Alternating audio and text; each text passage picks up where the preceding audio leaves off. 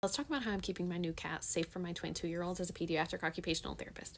For a little bit of background, I don't typically post my kids on here. We're very careful about how we share them on the internet. And last week when we were at the animal shelter, they asked if they could take the cute family picture of the four of us with our cat. And we thought, this is pretty innocent. So a couple days ago, I was laying in bed. I had a cold and I decided to go to the animal shelter's Facebook page. Big mistake. I saw that there were a couple of comments on our post, and there were 2 comments on the picture of my family, myself, my husband, and my twin 2-year-olds with our cat, that said something like, I hope they don't let those kids abuse their kitten.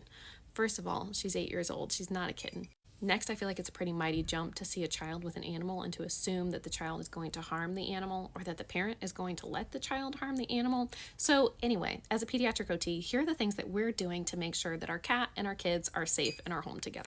Firstly, before the cat even came home, we started teaching the kids pat, pat, pat. So we say, do you want to pat, pat, pat the cat? And they say yes, and they know that pat, pat, pat means that they can pat her on the head or the back 3 times, and then it's done. It's more specific than a general, do you want to pet the cat? So there's a beginning and an end to the pat, pat, pat. We've taught them that if they want to do a pat, pat, pat, that they have to sit down. And if they're standing up, the cat is going to run away. And them sitting down when they interact with her keeps them from chasing her when she runs away. But they also know that they're not supposed to chase her.